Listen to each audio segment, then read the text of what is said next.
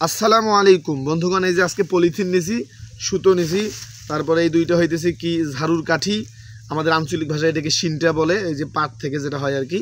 তো আজকে আমরা একটা ফুলফিল ঘুড়ি বানাবো এবং উড়াবো ইনশাআল্লাহ।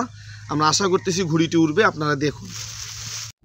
এখন আমাকে পলিথিনটা সাইজ করে নিতে হবে। এর জন্য আমি পলিথিনটা সুন্দরভাবে কাঁচি দিয়ে সমান করে নিচ্ছি। আপনারা দেখুন, এক পা দিয়ে চেপে ধরেছি আর এক হাত দিয়ে সুন্দর করে সাইজ করে নিতেছি।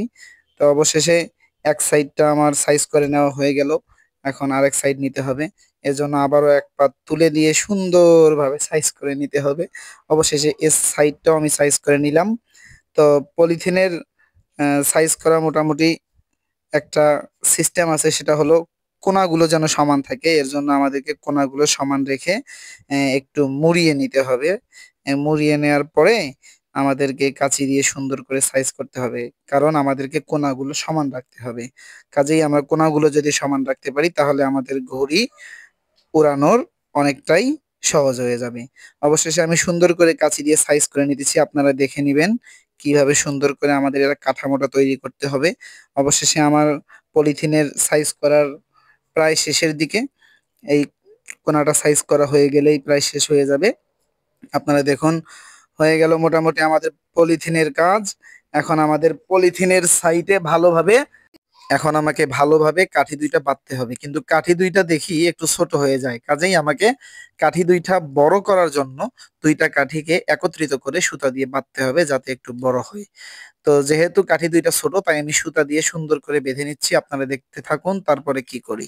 আলহামদুলিল্লাহ, আমরা এই যে এখন দুইটা কাঠি একসঙ্গে জোড়া দিয়ে এরকম করলাম। তো এখন যাই হোক, আমাদের কাজ শুরু করি, কারণ সময় খুবই সংকীর্ণ। কারণ আপনাদের মূল্যবান সময় নষ্ট করা যাবে না, তাই আমি ভিডিওর স্পিড আরো একটু বাড়িয়ে দিয়ে দেখাতে চেষ্টা করছি। দেখুন, এইভাবে ঝাড়ুর কাঠির দুই কোণা এবং পলিথিনের পাশাপাশি দুই কোণার মধ্যে আমাদের সুন্দরভাবে বাঁধতে হবে, যাতে আমাদের কোণা দুইটা আগে সেটেল হয়। আমাদের মোটামুটি ঘুড়ির অনেকটাই কাজ সম্পূর্ণ হলো। এখন এই যে লম্বা দিক দিয়ে আমরা যেটা দিব, কাঠি দিলে মোটামুটি একটু বাঁকা হওয়ার সম্ভাবনা থাকে, এই জন্য আমরা এই যে পাট থেকে নিয়ে আর কি সিনটাটা নিলাম। তো এখন সিনটাটা একটু দিয়ে দেখি কি অবস্থা হয়।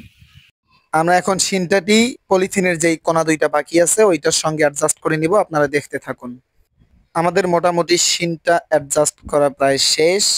সম্মানিত বন্ধুগণ, আমার পা লেগে গেছে। আসলে ভিডিওর স্পিডটা মোটামুটি বাড়িয়ে দিলেও আমি কিন্তু ভিডিওটা করেছি প্রায় 15 মিনিটেরও বেশি সময় ধরে। যাই হোক, ভিডিওটা করতে যদিও অনেক কষ্ট হয়েছে, কিন্তু আপনাদেরকে দেখাতে পেরে সত্যি অনেক ভালো লাগতেছে। যাই হোক, এখন মাঝখানে ওই যে সিনটা এবং ওই দুই ঝাড়ুর কাঠির মাঝখান দিয়ে আমি যদি একটু অ্যাডজাস্ট করে নেই, সুতা দিয়ে একটু সুন্দর করে বেঁধে দেই, তাহলে হয়তোবা আর এটা নড়াচড়া করবে না। এই জন্য সুন্দর করে একটু অ্যাডজাস্ট করে নিলাম। এখন উপর দিকে একটু আমাদেরকে সুতা দিয়ে পেঁচিয়ে নিতে হবে, কারণ এখানে সুতা দিয়ে পেঁচিয়ে নেওয়ার কারণে এখান থেকে ওই পিছনের দিকে আর একটু লম্বা করে নিয়ে এখানে এক মাথা দিতে হবে। এখন সম্মানিত বন্ধুগণ, এখন আমাদেরকে যেটা দিতে হবে সেটা হলো ঘড়ির লেজ, কারণ দুই পাশে দুইটা যদি লেজ দেই এবং নিচে আর একটা লেজ, অর্থাৎ তিনটা লেজ। সবকিছুরে আমরা দেখি একটা করে লেজ থাকে, কিন্তু ঘড়ির হবে তিনটা লেজ।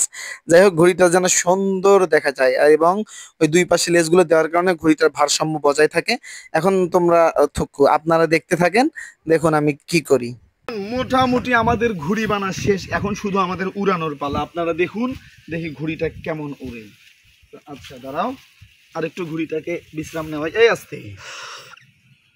এখন বন্ধুগণ, ওই যে যখন আমি উপরে এবং নিচে দুইটা সুতার মাথা দুই দিকে দিলাম, এই মাঝখানে বরাবর আমাদের সুতার টোটা যেটা আছে আর কি, যেই সুতাগুলো দিয়ে আমরা ঘড়িটাকে উড়াবো, সেই সুতাটা এখানে আমাদেরকে অ্যাডজাস্ট করে নিতে হবে।